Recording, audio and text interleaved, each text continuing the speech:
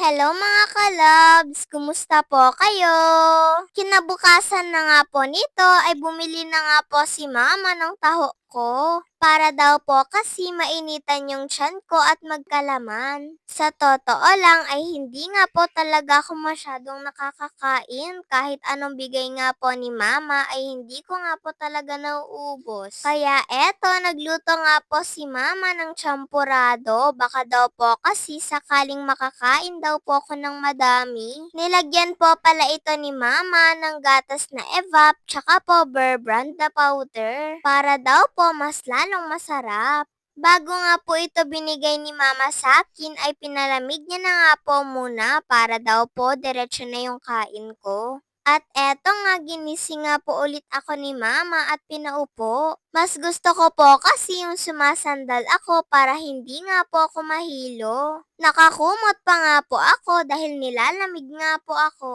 Medyo nanghihina pa nga po dyan yung mga kamay ko kaya sinubuan na naman po ulit ako ni mama. Baka po kasi kapag ako yung nagsubo nitong kinakain ko ay mabitawan ko nga po itong plato at kutsara ko. Ginagawa nga po lahat ni mama ng luto para nga lang po makakain ako ng madami.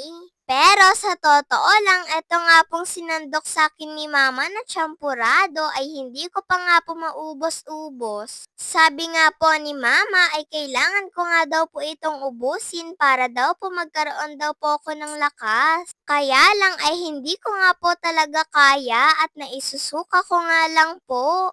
Nung hindi ko nga po naubos yung pagkain ko ay binigyan nga po ulit ako ni mama ng saging. Kahit ito man lang daw po ay magkaroon daw po ng laman yung tiyan ko. Nag-request pa nga po ako kay mama na magluto nga po siya ng sinabawan at lagyan niya nga po ng pampaasim. Yun po kasi yung gusto kong kainin at gusto ko nga pong magsabaw. Kaya eto nga at nagluluto na nga din po si mama. Hindi naman po ito sinigang, sinabawan nga lang po tapos nilagyan nga lang po ni mama ng pampaasim. At yung gulay nga po na hinalo ni mama ay kangkong. Ayan nga at luto na nga din po itong sinabawan ni mama.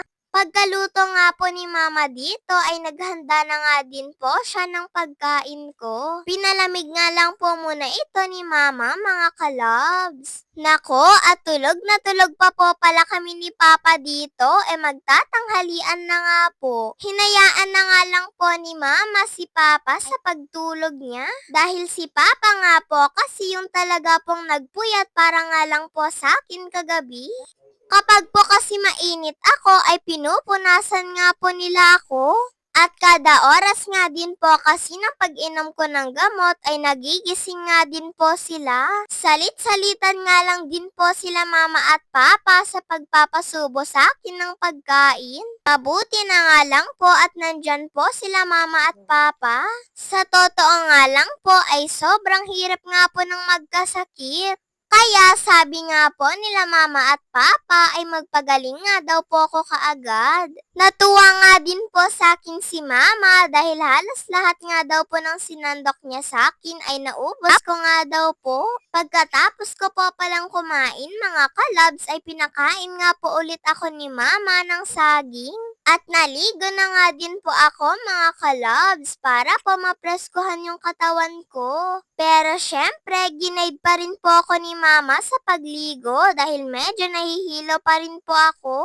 At pagkatapos ko po palang maligo ay si papa na nga po yung nagsuklay ng buhok ko. Aalis po pala sila papa at kuya dahil may pupuntahan nga po sila. May pinabibili po kasi ako mga kalabs. At saktong bibili nga din po kasi si Papa ng gamot ko. Pinagupitan nga lang po ni Papa yung buhok ni Kuya. At tignan nyo naman po mga kalabs at bagay na bagay nga po kay Kuya. Ganitong gupit nga po yung gustong gusto daw po ni Mama para kay Kuya.